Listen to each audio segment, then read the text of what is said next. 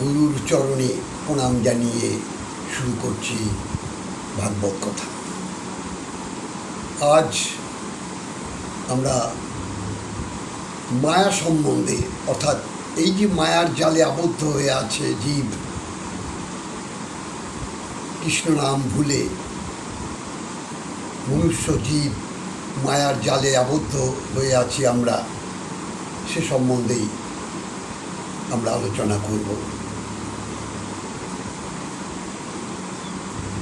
শুকদেব ভগবান তিনি মাতৃগর্ভে 16 বৎসর তিনি ছিলেন। ব্যাসদেব পিতা তিনি তাকে বারবার মাতৃগর্ভ থেকে বের হবার জন্য আহ্বান করেছেন, কিন্তু শুকদেব প্রভু বুঝে গেছে যে মাতৃগর্ভ থেকে পতিত হলেই এই মায়ার জগতে যখনই আমি মৃত্যু লোকে পৌঁছে যাব, এই জন্ম মৃত্যুর খেলা আমায় খেলতে হবে। হরিবল, যে দশা আমাদের, হরিবল। তো তথাপি আমরা মায়ার জাল থেকে কি করে নিজেকে সরিয়ে নেব, এই সংসার ধর্ম করতে হবে। বড় ধর্ম, সংসার ধর্ম বড় ধর্ম। ভগবান আমাদের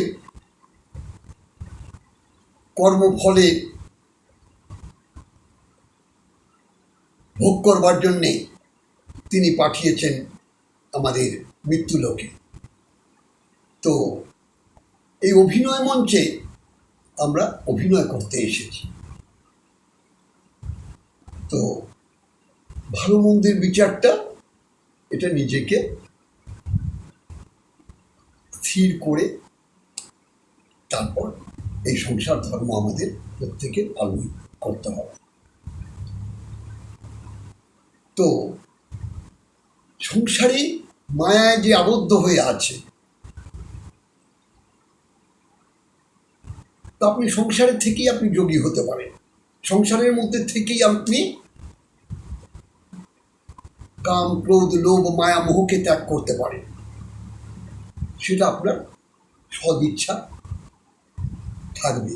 আর সদিচ্ছাটা হবে কি করে?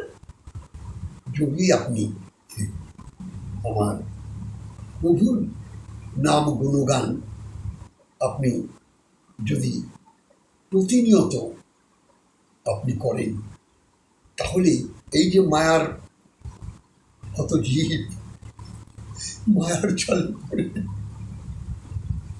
কাঁদছি আমরা জন্ম জন্মান্তর, তো ভগবান এর এই নাম গুণগান যতই আমরা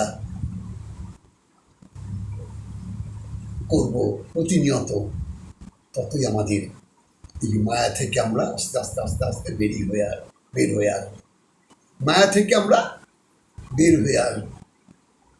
এই মায়াটাকে আপনি অস্ত্র দিয়ে ছেদন করতে পারবেন, আপনি আগুন দিয়ে জ্বালিয়ে দিতে পারবেন না। যেমন আত্মার কোনো বিনষ্ট হয় না, গীতার অস্ত্র রয়েছে। আত্মাকে পোড়ানো যায় না, আত্মাকে জল বৃষ্টি ঝড় বৃষ্টিতে কোনো ক্ষতি হয় না, আত্মাকে অস্ত্র দিয়ে ছেদন করা যায় না। তদ্রূপ এই মায়ার জাল থেকে আমরা বের হওয়ার একটাই রাস্তা, সেটা হচ্ছে যে সংসার করুন, সংসার ধর্ম করে কিন্তু ভগবানের চরণ সদা সর্বদা আমরা যদি স্মরণ করতে পারি, তো দেখবেন এই মায়া আস্তে আস্তে আস্তে আস্তে আস্তে দূরে সরে যাবে। স্ত্রী, পুত্র, পরিজন যাকে আমার ভাবছি, তারা তো সত্যি আমার নয়। আজ আছি কাল থাকবে না। তাই এই মায়াটা তদ্রূপ, ভগবান মায়ার জালে ফেলে দিয়েছে, কিন্তু আমাদের পরীক্ষা করবার জন্যে। আর এই পরীক্ষা থেকে উত্তীর্ণ যারা হতে পারে, তারা এই মায়ার জালটাকে ছিন্ন করতে পারে। অর্থাৎ এই মায়ার জালটাকে ছিন্ন করে আমরা ভগবানের চরণে শরণাপন্ন হব। হরি বল। জয় রাধে। আমরা দিবানিশি আমরা কৃষ্ণ নাম রাধা নাম জপ করবো, তাহলে এই মায়ার জাল থেকে আমরা বেরিয়ে যেতে পারবো। এই কলিযুগে মহাপ্রভু সন্ন্যাস ধর্ম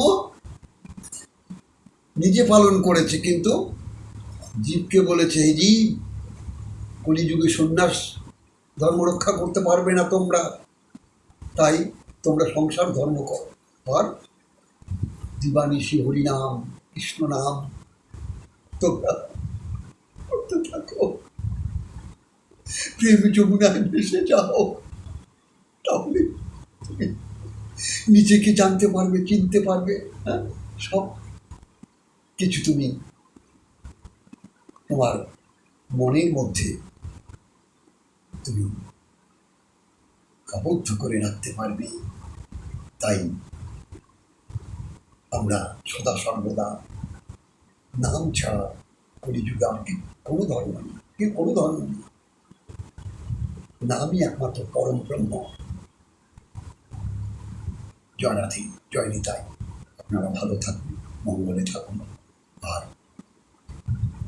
ঈশ্বর পরম কৃষ্ণ আপনাদের মঙ্গল করুন। জয় রাধে, জয় নিতাই।